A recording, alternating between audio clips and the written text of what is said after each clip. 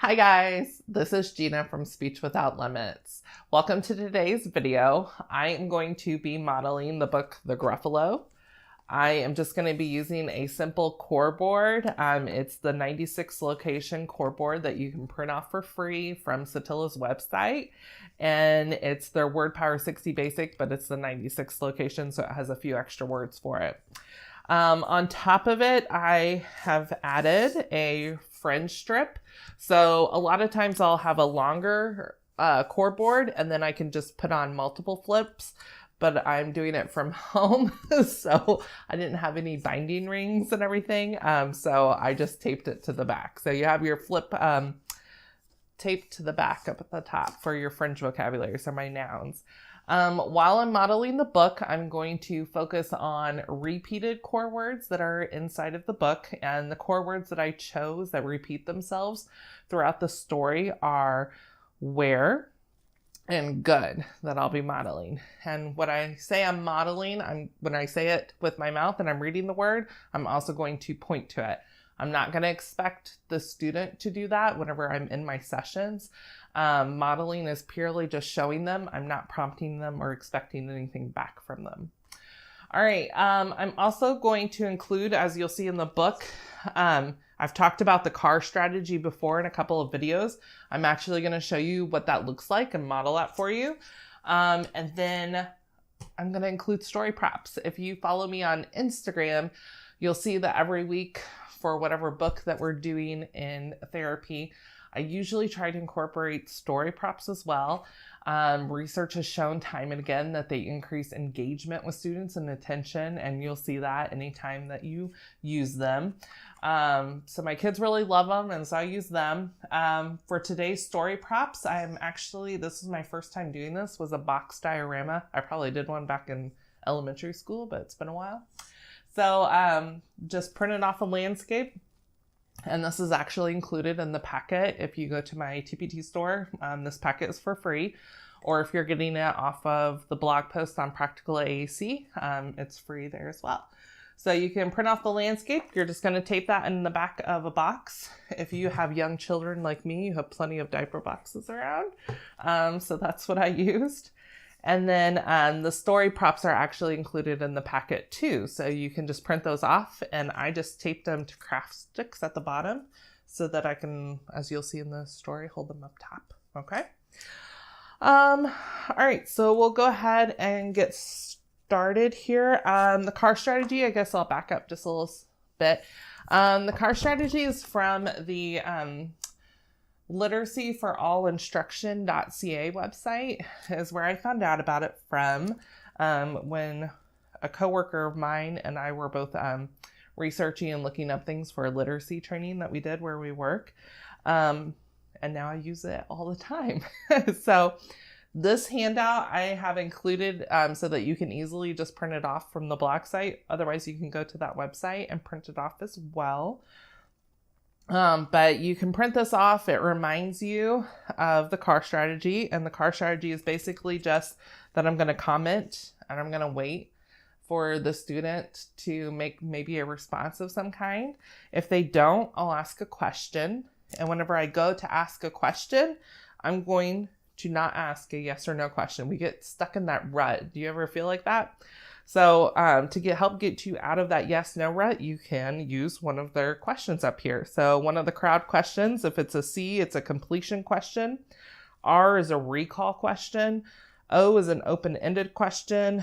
W stands for a WH question. And D is a distancing question, where you're accessing that background knowledge of the student. So then after I've asked my question, I am again going to wait approximately 5-10 seconds. We know that our children need that processing time. And then I'm going to respond by adding a little bit more and expanding upon their answer. So I'm going to demonstrate that during the story, but I thought I'd give you that background. Also included in the blog, or if you go to their site, they also have a handout. And I actually laminated mine back in front so that I can have it easy to access, but it walks you through that as well. Okay. All right. So we'll get started. So the title of our book is The Gruffalo. It's by Julia Donaldson and Alex Scheffler. All right. And if I am modeling too with a student, if it's just one student, I am always from their point of view. So the camera angle is going to be a little bit different today. When I'm modeling, I always try to read the book, have the props and the board with me and the student facing the same way so that I'm modeling from their point of view. But we know in real life, if I'm doing my groups that I do on Mondays, I've got 10 kids that I'm doing in a group there. It's not, I can't model from each of their point of views. So that's where you can have paraprofessionals step in and help you out. If I'm on the smart board, I'm kind of getting at their point of view. But otherwise, if I'm just using a board or anything, I have to model from a different point of view. So that's how you're going to see me on the camera. But if you can, remember that you should always model from their point of view. All right. So here's our story. The Gruffalo. A mouse took a stroll through the deep, dark wood. A fox saw the mouse, and the mouse looked good. Where are you going to, little brown mouse? Come and have lunch in my underground house. It's terribly kind of you, Fox, but no, I'm going to have lunch with a Gruffalo. A Gruffalo? What's a Gruffalo? A Gruffalo? Why, didn't you know? So who was in our story so far? There was the mouse and the fox were in our story. And if I have a group, I've passed out the props, by the way, and I'll ask who has, so you can work in WH questions that way with who, and they have to identify their peers. A lot of times some of our kids have those goals, so you can easily implement it within context and targeting that goal. So now I do have a Post-it because I am going to ask a car question. I'm going to start that off. So the first step is C. So I'm just going to make a comment and then wait. So I may say something like, wow, look, I see the animals are in the forest. And then you're going to wait. It's hard, but wait, count in your head if you have to, okay? And then if my student said nothing, if they did say something, expand upon it, and you may ask your question. But if they say something, you can also just respond. I respond sometimes and then just expand and go on. So my question, I'm going to act like my student didn't say anything. And then I'm going to ask the D question, the distancing question. So I'm going to say here, we have read other books with forest animals. What is another forest animal that we've read about? And again, you're going to wait.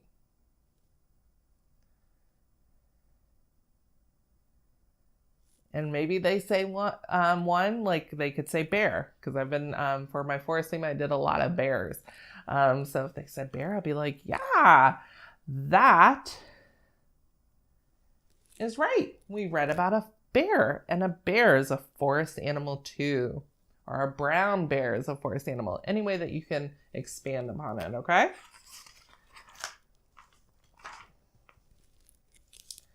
He has terrible tusks and terrible claws and terrible teeth in his terrible jaws. Where are you meeting him? Here, by these rocks. And his favorite food is roasted fox. Roasted fox? Oh my, Fox said. Goodbye, little mouse, and away he sped. Silly old fox, doesn't he know there's no such thing as a Gruffalo? So our fox, remember the mouse said that he was going to meet the Gruffalo by the rocks, and the mouse, he ran away because he did not want to meet the Gruffalo. All right, let's turn our page. On went the mouse through the deep, dark wood, and Owl saw the mouse, and the mouse looked good. Where are you going to, little brown mouse? Join me for tea in my treetop house. It's frightfully nice of you, Owl, but no, I'm going to have tea with the Gruffalo. So who came along in our story? We still have our mouse, and he's by the trees. And along came an owl.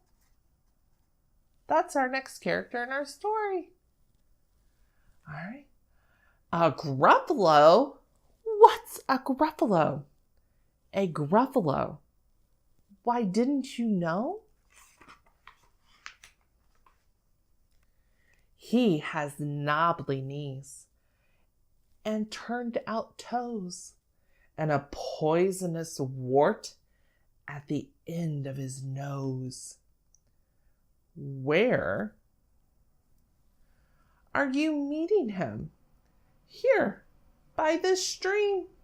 And his favorite food is owl ice cream. Owl ice cream? Too-wit, too-woo. Goodbye, little mouse. And the owl flew away. So they were by the stream of water, and the owl flew away. He did not want to meet that Gruffalo, did he? Silly old owl. Doesn't he know there's no such thing as a Gruffalo?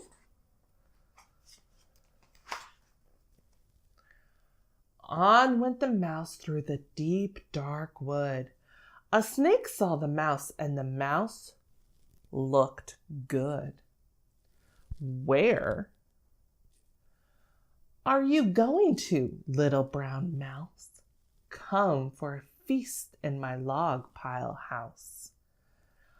All right, so who came along in our story? It was the snake, and he said they were by the log piles now. All right, so I have another card question. See, it reminds you, if you put Post-its in your book, it helps remind you and to ask different questions, because I'll find that I get stuck on the same question a lot. All right, so I have a C up in the beginning, so that means I'm going to do a completion. So the student has now seen 2 times before with the fox and the owl that they keep asking him to come, but the mouse keeps turning them down and saying no. So that's why I chose this to be my completion question. They've seen it twice, so now I'm going to kind of probe and see if they can fill in that blank for me. So I'll say something like, oh, wow, the mouse, he told the owl no, and he told the fox no, that he didn't want to come with them. I wonder what he's going to tell the snake. It's wonderfully good of you, snake, but... And then I just stop, and you're going to wait for them to answer. All right, and then hopefully they answer. If not, I'm going to say, yeah, he's going to tell them no, because he does not want to go with the snake, does he? So I'm having a feast with a Gruffalo. A Gruffalo? What's a Gruffalo? A Gruffalo. Why, didn't you know? His eyes are orange. His tongue is black. He has purple prickles all down his back. Where are you meeting him? Here, by this lake. And his favorite food is scrambled snake. Scrambled snake? It's time I hid. Goodbye, little mouse. And away Snake slid. Silly old snake. Doesn't he know there's no such thing as a Gruffalo? So what did the snake do? He slithered away. He wanted to go hide because he did not want to meet that Gruffalo, did he? Oh. So I'm going to stop there and I'm going to do our car again because I have an open-ended question, the O. I'm going to say, tell me, what do you see in this picture? So I'm going to wait 5 to 10 seconds. Maybe they answer. They could say maybe a bear because he kind of looks like a bear. They could say brown if they see something brown or big or scary if your kid's really good at describing with adjectives. And then I would expand upon that. If they don't say anything, you do have that fringe strip up at the top. So I would say, look, it's a Gruffalo. It's a big, scary Gruffalo. All right, and then we'll go on. But who is the creature with the terrible claws and the terrible teeth in his terrible jaws? He has knobbly knees and turned out toes and a poisonous wart at the end of his nose. His eyes are orange, his tongue is black, and he has purple prickles all down his back. Oh, help! Oh, no! It's a Gruffalo! My favorite food, the Gruffalo said. So there's our mouse. And who came along? It was the Gruffalo. You'll taste good on a slice of bread. Good, said the mouse. Don't call me good. I'm the scariest creature in the deep, dark wood. Just walk behind me, and soon you'll see. Everyone is afraid of me. Oh, sure, said the Gruffalo, bursting with laughter. You lead the way, and I'll follow after. They walked and they walked till the Gruffalo said, I hear a hiss in the grass ahead. So we have our mouse and our Gruffalo, and they're walking through the forest, aren't they? I wonder who they're going to meet. It's Snake! Who has my snake? There he is. Why, Snake, hello! Snake took one look at the Gruffalo. Oh dear, he said. Goodbye, little mouse, and he slid right into his log pile house. You see, said Mouse, I told you so. Amazing, said the Gruffalo. They walked some more till the Gruffalo said, I hear a hoot in the trees ahead. I wonder who it is. It's Owl, said the Mouse. Who has my owl? I'll find it. Here it is. Owl took one look at the Gruffalo. Boo-hoo, he said. All right, so I'm going to stop here and ask an R question from my car strategy again, and then the R is the recall question. So I'm going to make a comment about the owl. I'm going to be like, look at the owl. He looks scared. And then wait 5 seconds to 10. If they make a comment or a statement or anything, that's great. If not, then I'm going to go ahead and ask my question.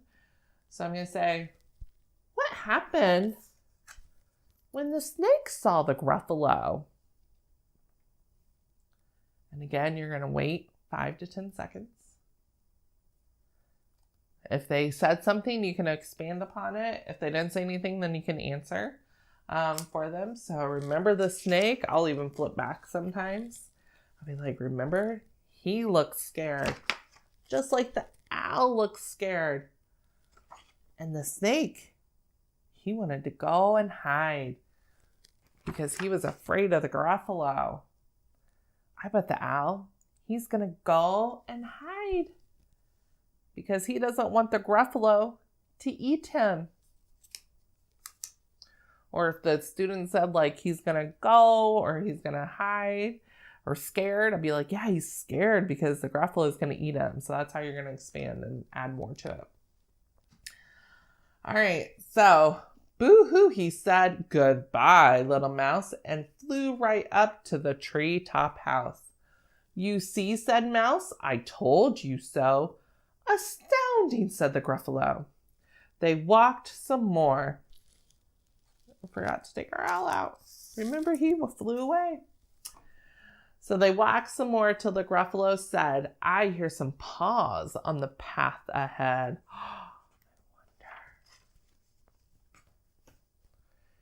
It's Fox, said the mouse. Why, hello, Fox. So Fox is going to join our Gruffalo and our mouse. Fox took one look at the Gruffalo. Oh, help, he said. All right, I've got another card up there reminding me to ask a question. So I'm going to make a comment first. Look, we have our mouse and our Gruffalo. If they don't say anything about what the fox is doing, I'm going to ask my question, and it's my WH question. So I'm going to say, what is the fox doing? I'm going to wait 5 to 10 seconds. And then I'm going to respond. And hopefully they're saying like he's going. And again, I'm going to keep with that kind of consistency of like, yeah, he's going to go away, isn't he? Because he does not want to get eaten by the Gruffalo. Or he's going to go away because he's scared. So, oh, helps, he said, goodbye, little mouse. And he ran right into his underground house. So Fox ran away because he was scared.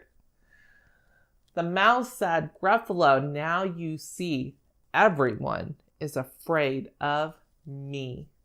But now my tummy is starting to rumble, and my favorite food is Gruffalo crumble. Gruffalo crumble, the Gruffalo said, and quick as the wind, he turned and he fled. He turned and he fled away. All was quiet in the deep, dark wood. The mouse found a nut, and the nut was good. And we are finished with our story.